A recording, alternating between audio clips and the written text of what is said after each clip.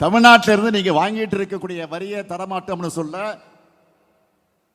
எங்க கிட்ட இருந்து நீங்க வாங்கிக்கிட்டு இருக்கக்கூடிய வரியை தர முடியாதுன்னு சொல்ல எங்களுக்கு ஒரு நொடி போதும். மறந்துடாதீங்க. கொடுத்து பெறுவதுதான் கூட்டாட்சி தத்துவம்.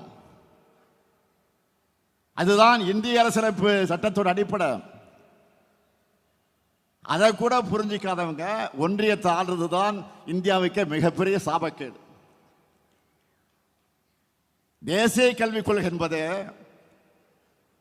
கல்வியை வளர்க்கிறதுக்காக கொண்டு வரப்படல, இந்திய வளர்க்க கொண்டு வரப்பட்டிருக்கு.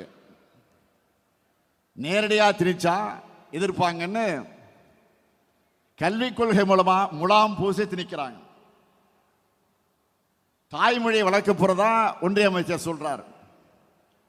மாண்புமிகு தர்மேந்திர பிரதான் அவர்களே, தாய்மொழி தமிழை வளர்க்க எங்களுக்கு தெரியும். இந்தி மொழியால தங்களுடைய தாய்மொழிகளை தொலைச்சிட்டு நிக்கிறவங்க கிட்ட கேளுங்க.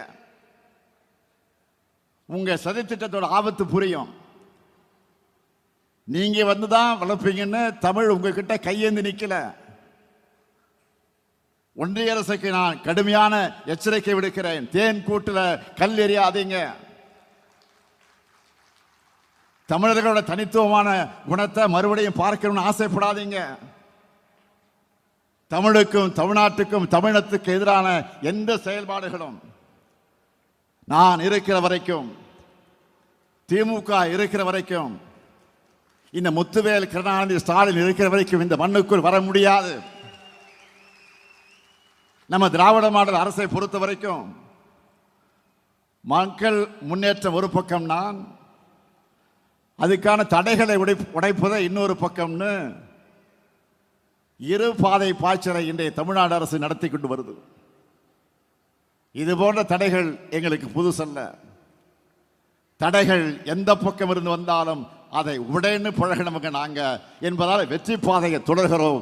மக்களான உங்களுடைய ஆதரவால வெற்றி என்றென்றும் தொடரும். உடனுக்குடன் செய்திகளை தெரிந்து கொள்ள சன் நியூஸ் பெல் ஐகானை கிளிக் பண்ணுங்க.